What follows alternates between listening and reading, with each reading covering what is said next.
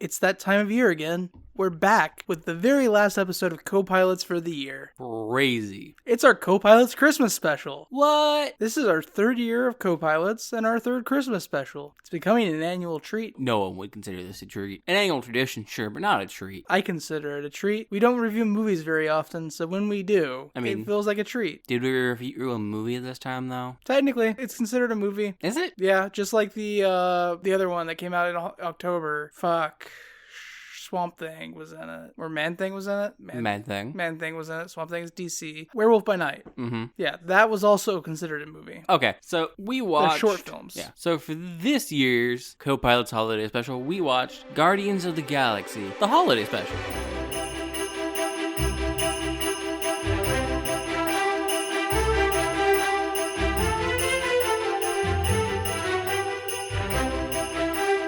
Yeah. That's it. End of review. We watched it. That's all I got. So, if you're not keeping up, Guardians of the Galaxy, the Holiday Special, the 2022 Christmas Special, that's about 45 minutes long. Yep. And it's made by Disney. Yeah. And by Disney, I mean Marvel. But yeah, we all know the truth. Again, directed by James Gunn, because he's in charge of the Guardians of the Galaxy stuff, basically. And it released back at the end of November. Oh, really? Literally, I think on the 25th, like on Thanksgiving, or the day after Thanksgiving. That makes a little bit of sense. Yeah. That things do, and they're just like, well, we've ended Thanksgiving. Let's start Christmas. I mean, at least they respected Thanksgiving enough to let us get Thanksgiving before they dropped it. True. A lot of Christmas now just like, go, what's Thanksgiving? Yeah. See, that's a problem for me because they're starting to encroach past Thanksgiving, which means they're getting closer to our Halloween, and that's not allowed. Yeah, but Halloween gets the entire month of October. Yeah, it should have longer than that, though. I mean, November 1st kind of counts as Halloween still. Nah. See, we should push Halloween up until the Wednesday before Thanksgiving. Thanksgiving gets Thursday, and then even though I don't like it, if it's the only way to make them deal with it, Christmas can start on Friday. I think we should give Thanksgiving a little more than just that Thursday. You can have like the Monday through Thursday, like that's Thanksgiving week. Monday through Friday will include Black Friday on there. And then Christmas starts on Saturday. Sure. It's a Thanksgiving weekdays. Yeah. So the Thanksgiving work week. The Gatka Holiday Special opens on an animated short. It is all very simplistic rotoscoping. I will say, the first time we started this, it opened on the animated short, and I was like, the fuck, I thought they got all the actors back for this. Why is it animated? Because the animated short is only about like a minute. Maybe a minute, yeah. I mean, hey, they had Michael Rooker back as Yondu there. And then we had a young Peter Quill and a young Kraglin. Yeah, so the animated scene opens with young Peter and young Kraglin decorating a Christmas tree. Which, if you don't remember Kraglin, he's just one of the Ravager crew. He's like one of the only Ravagers still alive at this point in the series. Yeah, and now he has Yondu's backup head fin to control the arrow. Yep, so at this point, Yondu walks in the room, sees them decorating a Christmas tree, and starts yelling at them. Because Peter tries to explain Christmas to Yondu, and Yondu's like, Ravagers only ever get what they earn. They don't take handouts. And Peter's like, well, it's not really a handout. It's just meant to tell somebody how much you appreciate them. Yeah, and then Yondu starts kicking the presents, kicking the tree, and then throws it all into a bin. Yeah, and then he's like, if you guys don't have this cleaned up before I get back, you're going to be on latrine duty for the rest of the year. To which Kraglin says, I don't remember what name he says. I think it's like a basic name like Jeff or something. It's just like, but that's his favorite job. Are you back talking me, boy? And then Kraglin says no. And then he, very much in a style similar to Yosemite Sam, is basically just like, I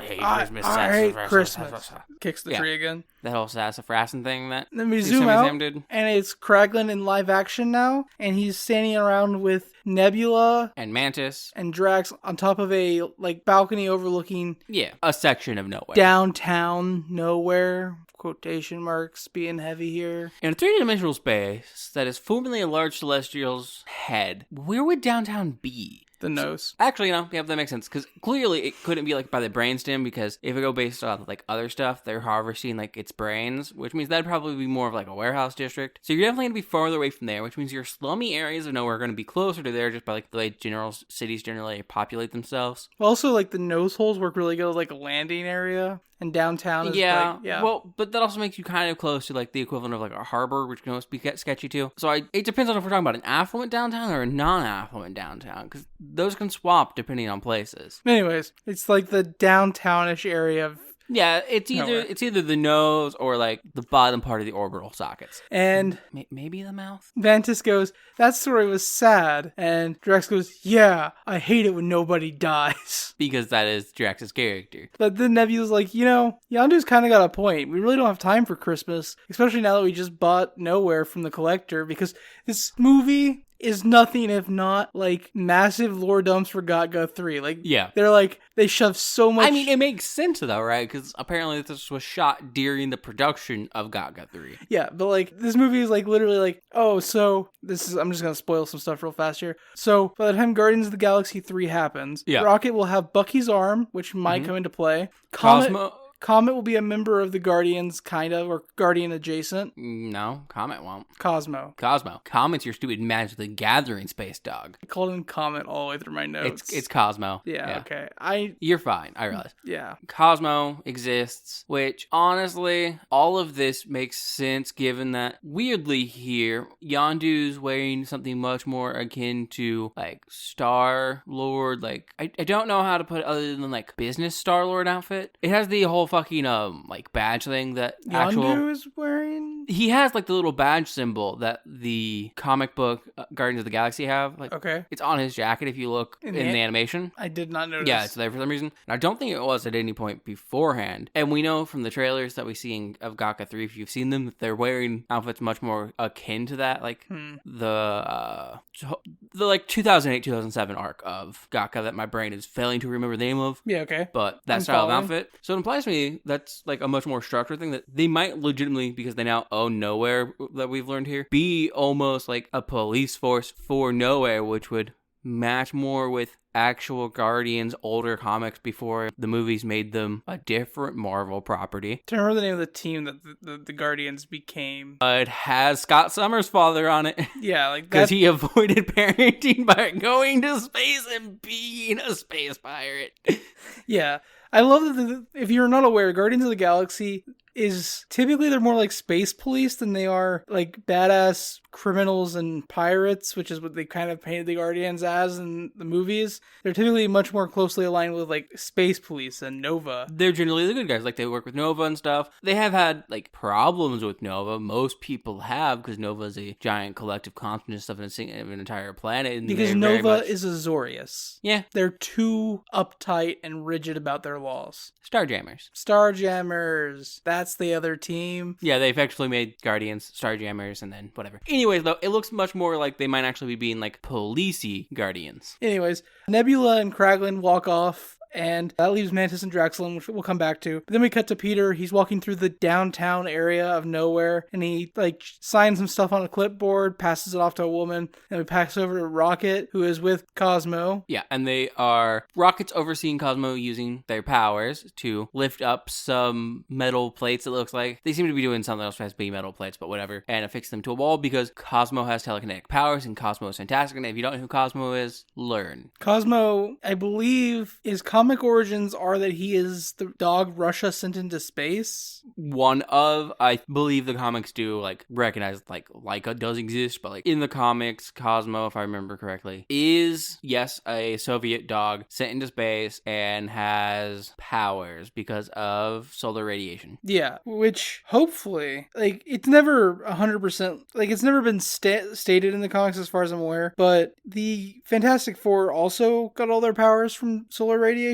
Or yeah, something along those lines. And I'm really hoping that Cosmo is our tie-in to Fantastic Four, so we can get a Fantastic Four in the MCU. Not because I want the Reed Richards we got, but because goddamn do I want like a Doctor Doom done fucking right. Give me Doctor Doom. You know what? You make a fair point. Who gives a shit about the Fantastic Four? They're okay. They're kind of cool. When they go Future Foundation, I fall in love with them again. But I just want Doom. Doom's fantastic. Everyone should enjoy some Doom. Honestly, if we get a Doctor Strange 4, Doom should be the main antagonist. You know what? I would agree. Sorcerer Supreme Doom. Please bring it. Anyways, I'm I'm getting off base. So then Pete is stopped by a resident of nowhere. Yeah. Who is some kind of historian / musician. Yes. Their name is weird, and I have it in my notes spelled correctly, but I cannot pronounce it. Oh, this will be fun. Please try. Do I have to? Because I don't want to. Yes, please. Give me just a moment. I gotta find it. It's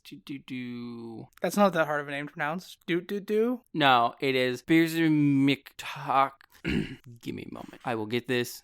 Berzimiktakalak. Berzimiktakalak. Yeah, that's how I'm gonna pronounce that. Cool name. But like I said, he's a historian / musician, and he made a song about Christmas. But because everything he knows about Christmas, he learned from Kraglin, and everything Kraglin knows about Christmas, he learned from Peter. Well, if we're going to be specific here, everything Rhett Miller, the man who performs the lead for Old 97, and is the one singing in a moment, and the one inside the outfit for the B name, his line is, I learned about Christmas from Rocket, and everything Rocket learned about Christmas, he learned from Kraglin. And everything Kraglin learned about Christmas, he learned from you. So I thought I would take it back to the source because it's supposed to be like a historic kind of document thing. And so he wants to get Peter's opinion on the song, make sure that it's accurate. And the song starts off, it's like a 4-stanza easy riff, and like it's all very accurate stuff. Yeah, it's really just like Christmas is this place on the planet Earth. That's basically what the opening is. Peter tries to walk away, and he's like, before you can walk away though, is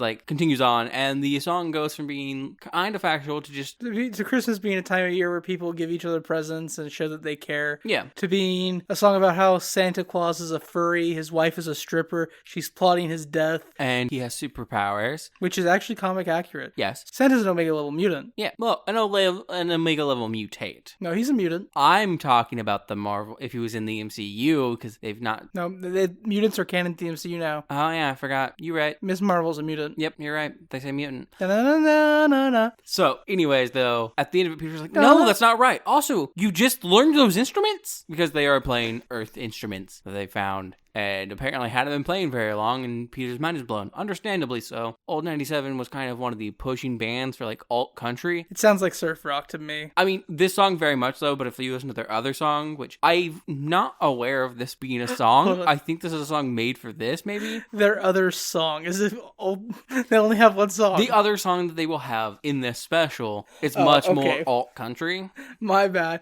The way you said it made me think that they as a band only had one other song. Yeah, and this one song they performed was made for the movie, and they had one other song, but man, were they a major fucking force for, like, defining alt country as a genre. They had one song and it did it. It was a Christmas song also, which is weird, right? So they go back to Mantis and Dax, and Mantis says feels like she should do something special for Peter for Christmas. And she's like, because of my secret. And Drax is like, because you ate all the Zag nuts. And she goes, no, my other secret. I think you're really the only one that cares about the Zag nuts. No, she doesn't get to that yet. Yeah. But she's like, no, my other secret. And he's like, that you're Peter's sister? And she goes, yeah, because of that. And she goes, we should get him something nice for Christmas. And then Drax goes, I don't want to replay all these scenes, but Drax's lines are amazing. He's like, we could get him Zag nuts, but you ate all of them. She's like, I think you're the only one that cares about the Zag nuts. Yeah. Anyways, though, so they decide to get Peter something for Christmas, and they start talking about things Peter likes, and Drax is like, well, Quill really likes that Earth hero. Through all the years we've known him, there's only one thing he's talked about so much, so... Bacon. Kevin Bacon. And so they decide to go kidnap Kevin Bacon. Yep. Although they actually think of it as getting Peter a Christmas present, not kidnapping. But they're kidnapping Kevin Bacon. We also get in the scene, she rationalizes why she doesn't want to tell Peter that she's his sister, and it's because their father, Ego, killed Peter's mother, and she doesn't want Peter to think about their father killing his mother every time he looks at her. Yeah, which, a bit of a stretch, but yeah, I guess it makes some sense, sure. To be fair, Mantis is like zero socialized. I'm aware. And so they decide to set off to Earth, and then we see a scene with Kevin Bacon. Man, Mantis' socialization's wild. She lived on Ego by herself for like decades, and then joined up with the Guardians, fought in a planetary level war event, and whatever's going on with Gaga 3 now. Yeah. Her life is crazy, and not in fun ways. But yeah. We get a small scene of Kevin Bacon here where it's setting up conveniently that Kevin Bacon is alone in his house and his family is not there, so we don't have to deal with anything else besides the fact that we're just dealing with Kevin Bacon. Well, yeah, and I think that's probably because Kevin Bacon's family aren't actors, and that'd be really weird to like... Yeah. Also, it's not like they're using Kevin Bacon's actual house either. They could be. They're not. You don't know. I do know. No, you don't. I have references and notes. No, that's Kevin Bacon's actual house. It's not Kevin Bacon's actual house. It's Kevin Bacon's actual house, Justice. It's a composer's actual house. It was somebody's actual house. Yeah, but it's not Kevin Bacon's. I think it's like David something or other. He's a composer. So Dax and Mantis then hop in one of the ships. It might be the Bowie. We see later. I'm not for sure. Well, they take the Bowie there, yeah. And they fly to Earth to go looking for Kevin Bacon. Mm-hmm. There's a brief scene here where a bunch of humans are staring up and having post-traumatic flashbacks due to seeing a spaceship. Yeah. The last few times spaceships have shown up on Earth, bad things have happened. The last time spaceships showed up on Earth, it was Thanos. Yeah, and the time before that, it was the Chitauri invasion. God, humans just don't have good track records with spaceships at this point. Yeah, it's like Christmas and Aliens and Doctor Who. I love that by season 6 of modern Doctor Who, people are just like, no, we don't go out on Christmas anymore. Oh, it's noon. Why aren't I inside yet? It's Christmas. Let's turn everything off, cover my ears, and go hide in a closet. I love that that's canon in Doctor Who. People are just like, nope, we don't do stuff on Christmas anymore. Yeah. So, noticing all of the people below just staring upwards and kind of freaking out, Man just points out to Drax / asks Drax if the cloaking device is on. It's not. He turns it on. He was supposed to turn it on earlier. Yeah. She's like, why didn't you turn it on earlier? He's like, I did. She's like, I saw you do it. He's like, no, you didn't. Yeah. And then so they land, and we get a bit of them walking just down through Hollywood. Yeah, I mean, kind of down Hollywood Boulevard. Yeah. Because they're walking along the Walk of Stars. And they see a bunch of people in cosplay, taking pictures and just panhandling. The most important thing, Psykill from the GoBots gets his ass beat by Drax because apparently GoBots killed Drax's cousin, yeah. I hope that comes into play in Gaga 3. Which means GoBots are canon to Marvel as existing as a sentient race in the MCU. Now, whether or not Psykill is actually an actual GoBot or just an Earth representation of a GoBot is unclear. Yeah, I know you said that's the most important thing that happens, but also Mantis sees a Captain America cosplayer and just glomps him. 2010 glomp, 2009 glomp. Yeah, that's not. And then he runs away terrified. Yeah, because cosplay is not consent. Yeah. And there's been a huge problem in the cosplay scene, especially when glomping was a thing. Are you telling me you expect Mantis to understand consent? No, I don't. But they then get mistaken as cosplayers themselves, and they start taking pictures, and people just start giving them money. It's a long kind of montage of them taking pictures of people and getting money. And it only has one good joke, and then it has the background joke of, while Mantis is taking pictures, Drax beats up the GoBot finally, because the first time, Mantis pulls him away, and she's like, I'm sorry, GoBot's killed his cousin. Later, she's taking a picture with some people. Yeah. And Drax gets to beat up the GoBot. But also, you get a really good joke where this kid poses with Drax and Mantis, and his mom takes a picture of them, and then goes, look, honey, you got a picture with God of War. Yep. That joke made me lose it the first time. It was a good joke. But then... that's a joke that was made. They did not know anywhere to look for Kevin Bacon. They go into a club. Yes. They both get insanely drunk. Yeah. Flula Borg is their bartender. Yep. Drax has some gay men or bi men or pansexual men, someone that is not strictly cis, hit on him. It's a fun scene because he does not understand that he's being hit on. I really love it because the guy's like, why don't you come dance with us? And Drax goes, dancing is for those that are pathetic. And then the guy's like, what about a drink? And Drax is like, yes! And then let us drink. Drax has rounds of drinks with these men while Mantis dances with everyone in the club. And then we cut to them outside on the curb. Yeah, and they just wondering how they're going to get to Kevin Bacon's place. And that's when a convenient purveyor of stars of Hollywood map individuals is like... I think the proper term is a map to the stars. Yeah. Oh, that might be copyrighted. I think it's copyrighted, which is why not specifically say it. I was trying to think of a way to phrase map of the stars, but for any of them. But lady approaches and she's like, you can get one of these, it's $40. And Mantis like, we don't have money, we don't have any money. They blew it all. They blew all of their money at the bar. Drunk Mantis then looks at this woman and goes, you'll give it to me for free. And then because Mantis has the power to just command people,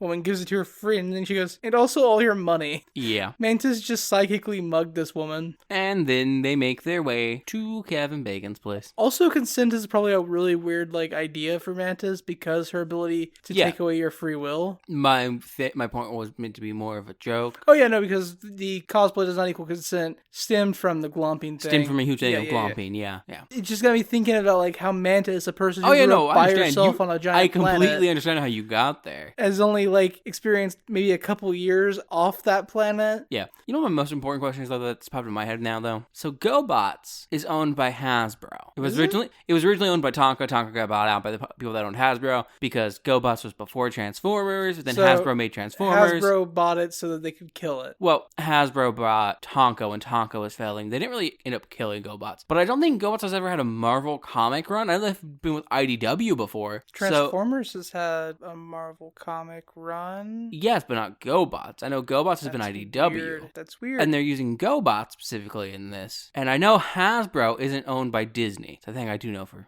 certain. Which means there was a license agreement to use GoBots briefly in this. It's wild. Yeah. My brain went through like, did GoBots have Marvel comics? And my brain just went through this giant of like list of comics that have been published with things. And my brain went, nope, pretty sure IDW though. So the next scene is Drax and Mantis arriving at Kevin Bacon's mansion. And drunkenly, repeatedly buzzing him for him to let them in. He properly ignores them like you do drunk people. And continues to watch Santa Claus Conquers the Martians. That's what you said it was, yes. Something like that. It's a 1960s movie. Look, B horror / sci-fi Christmas movies have been around for decades, and they themselves are a tradition. And you should take this time this holiday season to watch one of them. Or not, because let's be real, there's already too many bad Christmas movies. You don't need to waste your time. My point is, watch one of those instead of a Hallmark Christmas movie. If you're going to watch a bad Christmas movie, watch a stupid bad Christmas movie rather than just straight up bad Christmas movie. So Kevin Bacon eventually just turns off the ability to buzz him. Mm-hmm. And Mantis goes, Drax, do you think you could throw me? And he immediately grabs her and chucks her over the gate. Yes, and then proceeds to jump over the gate himself. Mantis complains because she wasn't ready to get thrown over. And also, he probably could have just jumped with both of them. And also because she could have just jumped over herself. Oh yeah, definitely.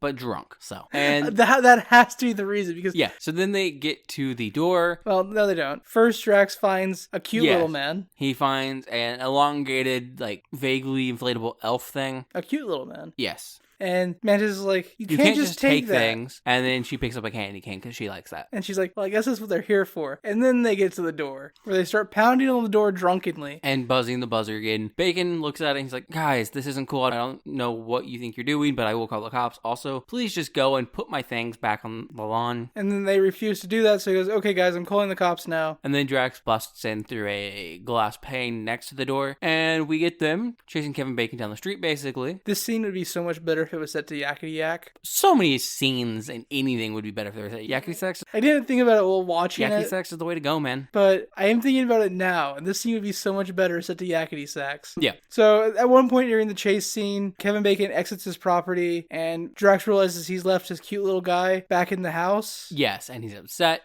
And Mantis and him have an argument, and she's like, well, why do you get to keep your candy cane, and I don't get to go back and why do you get to keep your strange little man? But I don't get to go back and get my cute little man. And she's like, well, because I was responsible. I held on to it. I didn't let it go. What is more important, Peter or your little man? What do you love more, Peter or some cute little man? Drax obviously picks the thing that's better for his own self-interest, but they do end up abandoning it to chase down Kevin Bacon anyways. And then we have Kevin Bacon with cops to protect him versus Drax and Mantis. 3 cops show up. 1 cop immediately draws the 4 gun. 4 cops show up. Sorry, 3 cop cars show up with 4 cops in them. 2 cop cars only have a single cop in them. Or 1 cop car was actually empty the entire time. No. You could see them in the car. So 1 cop gets out of her car. He's like, we got your call, Mr. Bacon. He's like, you gotta get these 2 freaks away from me. She then pulls her gun, aims it at Drax, and tells him to put his hands up or she will shoot. Mm-hmm. And then before she even gets any assessment of the situation, Drax is still a solid 100 feet away from her. Yeah. She just starts shooting him because cops. A cab. Yep. And Drax just starts laughing because they're normal human bullets and they do nothing and they tickle and he's about to pee his pants. Yeah, some other cops open fire. We got 3 cops shooting Drax now. Yes, and then Mantis comes in from the left side of the screen, takes down the initial cop, and lays some candy cane smackdown. Yes, and then just knocks down the other 3 cops, and to finish them all off, puts them all in a trance to fall asleep. Touches their face, goes sleep. Her tinted glow, they go night-night. Then she goes to trance Kevin Bacon, but a 4th cop car pulls up, and Drax decides... no, it doesn't get to pull up. Yeah, it's still moving. Pulling up, And then Drax steps in front of it, grabs it, and flips it. And Mantis, being the more responsible of the two, runs off to scold Drax. Kill people, Drax. Which lets Kevin Bacon run away. And Drax goes, well, how was I supposed to know? Nobody told me the rules. Yes. So then, after making sure that the cops are okay and abandoning her candy cane, Drax and Mantis catch up to Bacon. He's crawled underneath the fence, thinks he's gotten away. He turns around and boom, they're right there in front of him. And then she trances him to happily come along with them. Well, when Mantis checks to see if they're alive, it's just great because she's like, we're not doing anything wrong, okay? We're just getting the legendary hero Kevin Bacon for our friend for Christmas. Yes. And all that she gives them the candy cane. She's like, this is to make up for your car. I really liked this and I really wanted this. Also, does this look like a man to you? And they say no, and she says that they're even now because she gave up a thing she really, really liked. She also says that Drax was just being stupid. Yes. And then they get Kevin Bacon. And once they have Kevin Bacon tranced, they make a quick stop at Christmas Castle, which we don't see. They just point to it, say they're going to stop there. It's not a stop. They rob the place. They looted the entire place. Yeah. We see them on the ship on the way back, and the ship is just filled with Christmas goods and decorations. And I would like to take this moment to point out, they have done a thing here that is obvious you're going to do the more you play a character and the further you get into it. Drax, since the beginning, has been wearing at least something over the majority of his torso. He was wearing a sleeveless sweater earlier, basically, with a hood on it, sleeveless hoodie. And now he is wearing a full-blown ugly Christmas sweater because it's a lot of fucking prosthetic on Batista. So, no. I love it. I love it so much.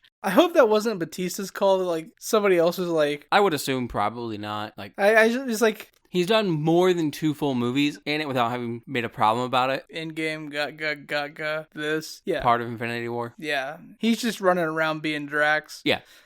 Like, they've put him in, like, what? One other shirt another time when they were in prison? He had a vest on at some point, too. Yeah. Very early on. But while they're heading back to nowhere, they ask Kevin about the time he saved a town by dancing. And he goes, oh, no, that was my character in this movie. But yeah, that was a really good time. And then... they realize, oh, no. Well, not just yet, because Mantis and Drax look at each other and they're like, what about the time that you fought the legendary villain Jason Voorhees and won? Well, kind of, yes. Their initial misgiving is when they ask him about if he's ever teamed with the Fonz. He's like, well, I've never done a team up, but I did have lunch with Henry Winkler. He's a really nice guy. Would you count that as a team up? And they're like, no. And then they ask about Footloose, and he's like, well, when I was playing Rin McCormick. And they're like, what? And then they think he's an actor. Like, one of them says something about it. And then they bring up the Jason Voorhees things, and he's like, no, that was a character I played. And then they freak out because apparently in intergalactic space in Marvel, actors are the most repugnant thing you can be. Nobody likes actors. Makes sense. In what way? What way does it make sense? They're useless liars. Okay, fair enough. On nowhere, we cut to Peter. He's sitting in the cantina area, nomming on some Zagnuts. Yeah, I mean, we do have them briefly freak the fuck out because they brought Peter a bad Christmas present. And then Mantis uses her powers to make Kevin Bacon act like a hero. They tell him to just be the hero that Peter thinks you are. So he then does a performance as a British soldier getting ready to invade Normandy.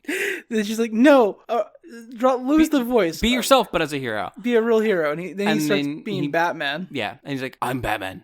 No, I'm Bruce Wayne. I'd be Bruce Wayne. She's like, who's Bruce Wayne? And he's like, just Batman. Be you if you didn't suck. Yes. And then we move to Peter. Yeah. And Peter's eating Zagnuts. They're probably not Zagnuts because... I assume they're Zagnuts. Mantis ate all of them, though. Yeah, all the ones on the Bowie. They're on fucking nowhere. There's more Zagnuts on nowhere. No, she ate all the nuts in the cantina. Okay, I assume because they're on nowhere, there are more Zagnuts. Someone's probably gotten more Zagnuts. Mantis ate all of them. I honestly wouldn't be surprised if Drax just didn't know that there were more like Zagnuts in the stockroom. But yeah, Peter's chomping on some nuts, and then Christmas music starts playing, so he gets up to investigate. Sees Groot, and then Groot kind of acts as the guide without ever really calling attention to it. He kind of leads him outside as Quill follows him, being like, what the fuck is this teenager up to? And then Mantis in hiding kind of like cues individuals to trigger stuff. First, it's Kraglin to turn on some Christmas lights, and then she cues Nebula to start a snow machine. Yep. Then they start up some music, and we get some inflatables, and we get a bunch more lights. Then we get a bunch more lights, and Peter Quill does the Macaulay Culkin face from Home Alone, where he's like hands to the side of his head, mouth agape. Yeah, just the Macaulay Culkin, just mind-blown expression. Yep. And then Mantis comes out, and she's like, Merry Christmas, Peter, from me and everybody else. And Groot then wheels out a giant present box, and like Peter's smiling and laughing. He's like, what'd you guys do? And then the box starts moving, and he gets a quizzical look on his face. Well, and then the box is like, hey guys, it's getting kind of hard to breathe here. There's no holes. So then he rushes over towards the box, starts kind of hurriedly opening it, and then Kevin Bacon pops on and is like, what did you do? Well,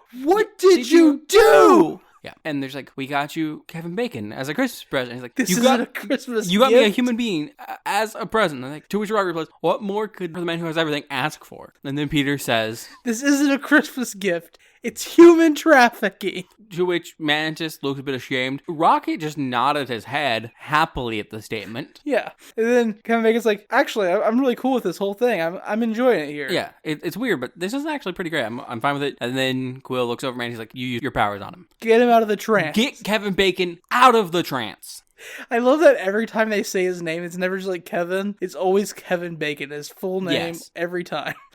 So she undoes the trance. Peter has to like grab Kevin Bacon by the shoulders to make sure he doesn't like freak out, but he's still freaking out. And he gets him talking about, he's like, look, I know you're worried. I know your family's probably worried. Don't worry. We'll make sure you get home. He yells at Kraglin to start the Bowie up. That way he can take Kevin Bacon back home to Earth. He stresses the word Earth to kind of, I assume, let Kevin Bacon know he's not on Earth, which he already should know probably. Then Rocket's like, look, dude, we're not going to hurt you. And then Bacon's like, it's a talking raccoon. So Rocket immediately tried to kill him. Oh, I'm going to kill him. I'm going to kill him. And then Peter gets him to calm down. He's like, look, I'll let you go. You're not going to run, right? Kevin Bacon's like, no, I'm not going to run. Of course, the moment he gets let go, he runs. Nebula draws her pistol and goes, I've got him. Yeah. And then as she's leaving, she may or may not have heard Peter tell her specifically to not kill Kevin Bacon, because she immediately yells, you can't run from me, Bacon. Oh, yeah, she doesn't say his full name. Extremely aggressive. Yeah. So I loved her in Doctor Who. Karen Gillan's a really good actress. I loved her in Jumanji, but this is her best role. Like, this is so much fun. So then we cut to Kraglin and Kevin Bacon having a conversation as Kraglin and Kevin board the Bowie. Yeah, and Kraglin's just like, look, I'm sorry about all of that. They kind of just wanted to do a good thing for Peter, you know? And meanwhile, Kevin Bacon's just like, that person was a tree. That's one of my favorite lines in this whole thing. And Kraglin's just like, don't worry about Groot. He's a good kid. I also love that in this scene, Kraglin refers to Mantis as Manta. He just doesn't say her full name. He's like, Manta. And so Kraglin's like, look, they were just trying to do a good thing for Peter. He hasn't really been having a great time, and he hasn't really had to go to Christmas in a long time either out here in space. Yeah, he didn't really have it the best growing up, and Christmas kind of was ruined for him as a kid, so they were just trying to make it better for him, make it right for him. And then he's like, you know, you were one of the best things that Peter had when he was growing up. You saved that town by dancing. Mm-hmm. Hell, Quill one time saved the entire galaxy by dancing. An entire galaxy. Yeah. And you taught him what it meant to be a hero. And then they're sitting down getting ready to leave. And then Kevin Bacon's phone rings. And he's like, how do you get signal out here? And Kraglin's just like, well, with 2 really good arrays on the front, you got a good range for about 400 million light years, he says. I thought it was like 600 million light years. Yeah. So it's his wife, and she's like, hey, where are you? When are you going to be home? He's like, oh, I'm just out with some friends. And then he's like, do you mind if I stay a bit longer? I think I got a few friends that need to learn the meaning of Christmas. And then we have Kevin Bacon. So that would have been the better line. Yeah. But he says, I got some friends I got to teach about Christmas. Yeah. And then we cut to Kevin Bacon singing a song with, what was his name? Beers may tickle a talk. Beers may tickle a talk. Miller. I don't know. Is this another? This is a song that I know they actually have. Like, I think the first one was written for this, but Here It Is Christmas Time is just a song they have. Okay. I thought it might have had something to do with Kevin Bacon, which is why he was singing it. So I'm glad. I mean, Kevin Bacon apparently actually performs on it with them. Oh, that's That is wild. Kevin Bacon actually singing, but the song is an old 97's song. Oh, that's wild. So while they're performing this song, everybody's giving everybody presents. Peter gives Groot his old Game Boy. Yep. Nebula gives Rocket Bucky's arm. Yes. The Winter Soldier's metal arm, which apparently caused a tizzy in the entire MCU fan community. When would she have been able to do that? I mean, it's fucking Nebula. She's a space assassin. Apparently, it happened roughly the same time that Mantis and Drax were flipping over fences and chasing Kevin Bacon around. Yeah. Also, this is set after Thor Love and Thunder before Gaka 3, which I'm pretty sure Thor Love and Thunder happens after Falcon and the Winter Soldier, so you don't fucking know if the Winter Soldier's on Earth. Maybe the Winter Soldier's in fucking nowhere. Fuck you. Comet then gives Kraglin the space Cosmo. Yep. Then gives Kraglin the space equivalent of a dead rat. Yeah, to which Kraglin looks a bit disgusted, but accepts it and then pets Cosmo. Yeah, I thought he was going to reach out and pick it up first. But like when he's reaching down, he's just reaching down to pet Cosmo. Yeah. Then Groot exhibits a new superpower. Yes. He gives everybody dioramas from earlier scenes in the movie, which he should have no way of knowing about if we assume that the timeline of the movie is, like, intact. Yeah, but even if we assume that at some point Drax and Mantis had shared their stories, the final diorama he gives out still proves he has a new superpower. The first diorama he gives is to Peter, and it's just a diorama of the opening-ish scene, where they're all standing on the balcony in nowhere, kind of talking. And then we have... Oh, I don't remember what the dioramas were. Most of them are action scenes from Mantis and Drax on Earth. I think Mantis is the next, and it's them something Kevin Bacon. And then we have Drax's, where he's flipping a car. We have Nebula's, which is Kevin Bacon being pulled out of the box and them all outside of it. And then Kraglin's is Kraglin. Oh, so Mantis's then is Mantis and Drax jumping over fences. Yes, that's what it is. Yeah. And then we have Kraglin, who is sitting on what looks to be a barrel, has like a little green star fixed to the top of his Yaka Aero Control Matrix. I think that's the name of it. I think they're Yaka. I might be wrong, but I have the back part of that right. That sounds right. I have the back part of it right. I know that much. It's wild that you got that. He has like a little green star on there. Yeah, so... And now he opens a box, and now he's holding a diorama. And the diorama is him sitting on a barrel with a little green star on top of his Yaka Aero Control Matrix, holding a diorama. And then that diorama has Kraglin sitting on like a little plastic barrel with a like little green star on his Yaka Aero Control Matrix, holding a diorama. And that diorama... I was going to let you keep going. Well, I can't confirm after that point. It was too far zoomed out. It's ad infinitum. Like, assumedly. So, Groot has the ability to see the future. Yeah. Either that or he has an omniscience of some sort. But the omniscience of some sort would only apply to the other ones if he'd been making them a bit after or roughly at the same time. But Kraglin's proves future sight. See, I can almost explain the other ones without having to have Drax tell the story. Yeah. Because the flora fauna, at some point, get the ability to, like, just communicate with plants in general at range. And so they do have a near, like, omnipresence. Yeah. Wherever there is plant life, they kind of, like... Yeah, but I don't think it would reach all the way to Earth. Yeah. Unless they, like, brought some grass back on their boats or something. Like, maybe some of the wreaths they brought back are actual pine. Yeah. But then I want to know how those pines... They heard it from other pines, from other trees. Yeah, but those wreaths were simply in a store. I don't know how they heard the rest of it. Yeah, so... Particularly the nowhere happening stuff. Yeah, it's just wild. The song ends. Peter then hugs Kevin Bacon. He's like, this is the best Christmas ever. Yeah. Everybody says their goodbyes. Kevin Bacon's leaving. As Kevin Bacon's leaving, I don't know who he's pointing back to as he's leaving, but he says, I'll see you at Easter. And then as him and Kraglin get on the Bowie, Nebula goes, wow, I guess not all actors are pieces of shit. Yeah. And then Quill takes Mantis off and they have a conversation. Yeah, and Mantis, so he asks her why she and Drax went through all this effort just for him. Yeah, and she's like, well, Kraglin told us about how Yondu ruined Christmas for you when you were growing up. And she's like, He laughs and he's like, yeah, I don't think Kraglin knows how that story ends. And so we get how the story ends, and that story, well, we get most of how the story ends. That story ends with Yondu going through the trash, finding the present that had his name on it. Opening it. And it's a little green Yoda-like man. It's assumedly it looks like a baby Yoda, which would have makes sense, because Quill shouldn't be able to have one of those. So it would just be a Yoda. Which implies to me that whatever Quill had when we went to space, because it definitely doesn't look like a Yoda toy that would have existed at the time. Well, it looks like it was made out of like clay or something. Like he may have done it. It means he either made it like a clay Yoda. It's hard to tell because it's all in very matte rotoscope. Yeah. Or, better in my opinion, it's a knockoff Disney product. Well, it's a knockoff Star Wars product. It's a knockoff little Yoda that he had with him when he went into space, and then he just gave a knockoff Yoda to Yondu. And, like, Yondu, like, smiles when he looks at it. And then we get Peter Quill in his room as a child. And there's a present on his bed. And he opens it. And it's his blaster guns. Yeah, it's his quad blasters. And then the story ends. And Mantis goes, that was so sweet. Peter's like, well, that was Yondu. Like, because...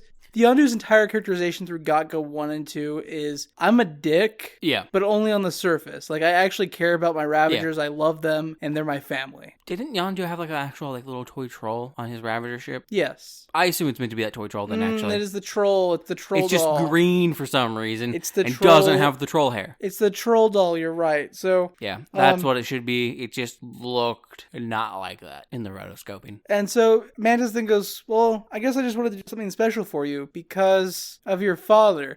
And Quill kind of freaks out for a second. He's like, wait, what about Ego? What about Ego? And she's like, well, he might be what? He's like, Peter's sitting here like, oh shit, is Ego still the fucking alive? Yeah, and then she's like, he might be... Well, he is. My father, too? And Peter's like, does that make you my sister? She's like, yeah. And he's like, why didn't you tell me? This is the best Christmas present anyone could have gotten me. And then they hug and wish each other a Merry Christmas. And we cut back to the animated short story where Yondu is in his captain's seat and he sets a little troll doll on the spaceship equivalent of a dashboard. And then Peter walks in with his quad blasters and sits in the co-captain chair. They punch each other in the shoulders and then they take off into warp drive. Yes. And then we have an after credit scene. And it is Rocket and Cosmo decorating Groot. As if he's a Christmas tree. And then Groot drops his arms, seemingly getting tired of either holding up or frustrated with the situation. To which Cosmo goes, oh no, Groot has ruined Christmas again. And Rocket says, I guess we'll have to do another special then. Which, random fucking... Theory off the top of my head, theory crafting here. Gaka Easter special? Because Kevin Bacon said he would see someone again at Easter. It'd be wild to do an Easter special. No one makes Easter specials. It'd be crazy, and I'd be down with it. You know what's more wild? Do you know you could arguably... You know what's more wild? We just solved how Groot managed to make all the dioramas. Yeah. Rocket could break the fourth wall. Yep. He told Groot. It would make sense. Also, you want to know what would vaguely you could probably include in an Easter special, given one of the core characteristic decorative traits of Easter? It would pull them back in from the one time we've seen them in the MCU. I'm thinking Adam Warlock, but... We saw them at the same time we saw Cosmo and Adam Warlock. You're thinking Howard the Duck. You could include Howard the Duck in it pretty easily. We've seen him twice. Have we? Yeah. We only saw him once. He was in the Collector's Lab after he got attacked. Along with Cosmo. And he's also one of the Avengers that shows up to fight Thanos' army. He is in that big shot, you're right, yeah. Yeah, but no, we could pull in Howard the Duck again. It would make sense. We could go to Duck World. I love that Howard the Duck shows up to fight Thanos. It's the best shit. But yeah, anyways, that is the Guardians of the Galaxy the Guardians of the Galaxy holiday special, which has named itself a holiday special to avoid, I assume, putting Christmas special in its name, but it is a holiday special all about Christmas. But we call ourselves the Copilots Christmas special because it's alliterative and sounds nice. Yeah, and we do generally talk about Christmas movies, because let's face it, there aren't a lot of Hanukkah or Kwanzaa movies, but I think we might want to. I think we might watch one next year, because why the fuck not? 8 Crazy Nights exists. I've never seen it. Oh, have you not? I've never seen it. It's a good movie. I forgot about it because it's a good movie. My brain didn't immediately go, we should watch that for Copilot's holiday stuff. Something like 30 to 40% of the United States identifies as Christian. Yeah. But something like 85 to 90% of the United States celebrates Christmas. Yep. I don't care what you tell me. Christmas is not a religious holiday anymore. Oh, yeah, no, I completely agree. My point is, like, it's called a holiday special, but it's all about Christmas. It feels a tiny bit disingenuous to call it a holiday special and then have it all only be about Christmas. Yeah, I agree. Anyways, thank you for riding along with us this year, flying with us. It's been a year. Yeah. Actually, I think it's probably been one of our better years. I would agree. I think each year's been our best year, actually. I mean, that's the hope when you're creating something, right? That it's always at least a little bit better than it was. Yeah, but we want to thank you again for flying with us. Wish you a Merry Christmas or a Happy Hanukkah if that's what you're celebrating, or Kwanzaa. I don't know if Kwanzaa's over yet. I don't know when Kwanzaa is. I feel terrible about that. Or Happy Festivus or Saturnalia. Yule. But yeah, thank you, and we'll see you in the new year with. And enjoy your Boxing Day if you're a country that does Boxing Day.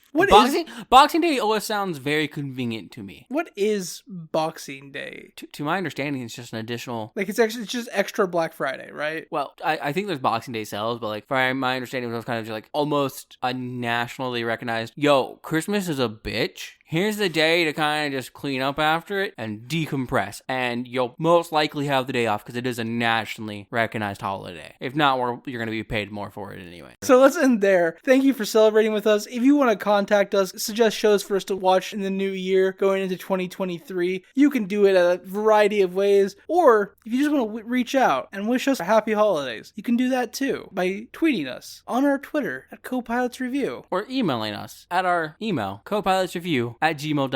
Or you can find both of those links, as well as our Discord, our Patreon, our YouTube, all of those at copilotsreview.simplecast.com. We also have a Hive. Still haven't linked that. Who knows if that'll ever happen, but we are at Copilots Review on there as well. So, happy holidays and a happy new year. Thanks for flying.